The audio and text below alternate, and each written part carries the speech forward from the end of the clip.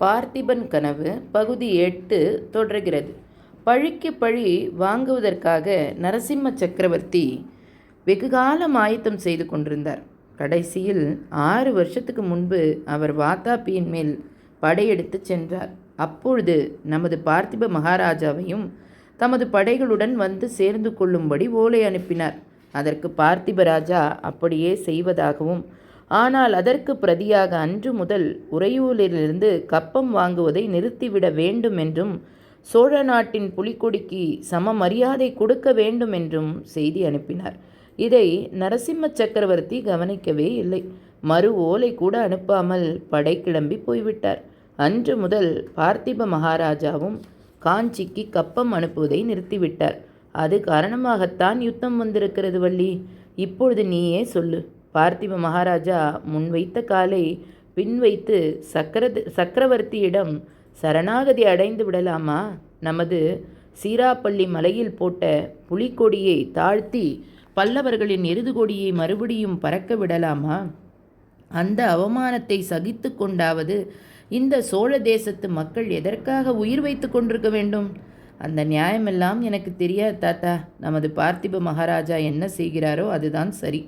அவருக்கு விரோதமாய் பேசுகிறவர்கள் எல்லோரும் பொல்லாத பாவிகள். அவர்கள் நரகத்துக்குத்தான் போவார்கள். இந்த மாரப்ப பூபதியை நீ சும்மா விட்டு விட்டாயே என்று எனக்கு இருக்கிறது தாத்தா. நமது மகாராஜா எவ்வளவு நல்லவர் தெரியுமா? ஆமாம், நமது மகாராஜா ரொம்ப நல்லவர் தான். ஆகையினால்தான் இந்த குளங்கெட்ட மாரப்பனுக்கு இவ்வளவு இடங்கொடுத்து தலையில் தூக்கி வைத்து கொண்டு கூத்தாடினார். என்ன சொல்லுகிறாய் தாத்தா? சரியாகத்தான் சொல்லுகிறேன். இந்த மாரப்ப பூபதி நமது மகாராஜாவின் சொந்த சகோதரன் அல்ல. பழைய மகாராஜா 50 வயதுக்கு மேல் சபலம் தட்டி யாரோ ஒரு மூதேவியை கல்யாணம் செய்து கொண்டார். ஊரில் யாருக்குமே அந்த கல்யாணம் பிடிக்கவில்லை. அந்த மூதேவியின் பிள்ளைதான் இந்த மாரப்பன். பழைய மகாராஜா செத்து போகும்போது பார்த்திபருக்கு பிள்ளை குழந்தை இல்லாவிட்டால் இவனுக்கு பட்டத்தை கொடுக்க வேண்டும் என்று சொல்லிவிட்டு போனாராம். விக்கிரம இளவரசர் பிறக்கும் வரையில் இவன்தான் யுவராஜாவாக விளங்கினான். பார்த்திப மகாராஜா எவ்வளவோ இவனிடம் அன்பு காட்டி கௌரவம் அளித்து சேனாதிபதி பதவியும் கொடுத்திருந்தார். இவனோ நன்றி கெட்ட பாதகனாய் இருக்கிறான். குலத்தின் குணம் எங்கே போகும்? இவனோடு உனக்கு என்னத்திற்காக சகவாசம் தாத்தா? இவனுக்கு நீ ஜோசியம் சொல்வது என்ன வேண்டி கிடக்குது? உன்னால் ஏற்பட்ட சகவாசம்தான் வள்ளி என்றான் கிழவன். வள்ளி திடுக்கிட்டு, என்னால் ஏற்பட்டதா? நன்றா இருக்கிறதே கதை என்றாள். உன்னால் ஏற்பட்டதுதான். இத்தனை நாளும் உன்னிடம் சொல்லாமல் வைத்திருந்ததை இப்பொழுது சொல்லப் போகிறேன் வள்ளி. காலம் ரொம்ப அபாயமான காலம்.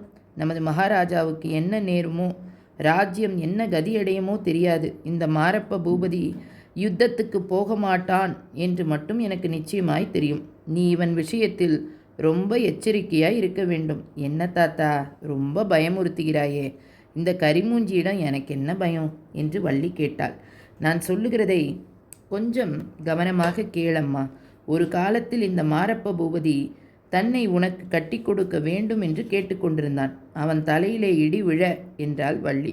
அவன் தலையிலே இடி விழவில்லையே அம்மா, என் தலையிலே அல்லவா விழுந்தது. கிரக சஞ்சார ரீதியாக அப்பொழுது நம் குடும்பத்துக்கு ஏதோ பெரிய விபத்து வரப்போகிறது என்று நான் எதிர்பார்த்து கொண்டிருந்தேன். இந்த மாரப்ப பூபதி தன் ஆட்களை அழைத்து கொண்டு வந்து உன்னை தூக்கி கொண்டு போவதாக இருந்தான்.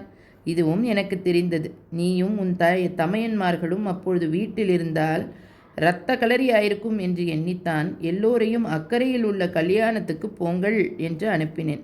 யமன் நடு ஆற்றில் சூறாவளியாக காற்றாக வந்தான். உன் அண்ணன்மார்கள் எல்லோரும் செத்து போனார்கள். சுவாமி உன்னை மட்டும் எனக்கு கொடுத்தார். இப்படி சொல்லிவிட்டு கிழவன் பெருமூச்சு விட்டான்.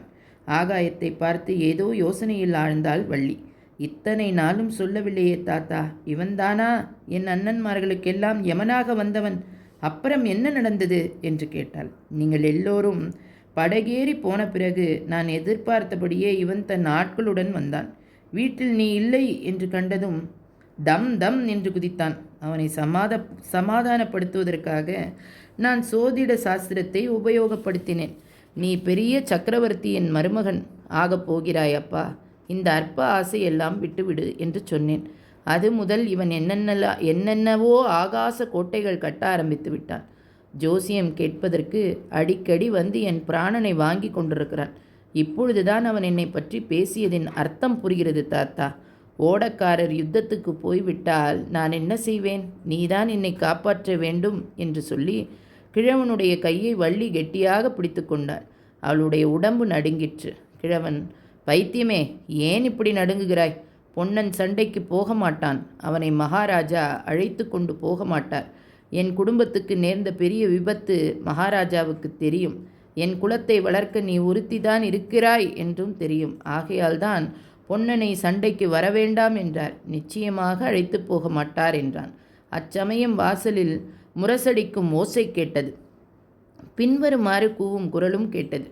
வெற்றிவேல், வீரவேல், யுத்தம் வருகிறது, யுத்தம் வருகிறது. சோழ தேசத்தின் மானத்தை காக்க யுத்தம் வருகிறது. படையில் சேர்வதற்கு மீசை முளைத்த ஆண் பிள்ளைகள் எல்லோரும் வரலாம். நுண்டி, குருடு, சப்பானி, ஒரு மீசை முளைத்த ஆண் பிள்ளைகள் எல்லோரும் வரலாம். உடம்பிலே சுத்த ரத்தம் ஓடுகிறவர்கள் எல்லோரும் வரலாம். வெற்றிவேல், வீரவேல். இதை தொடர்ந்து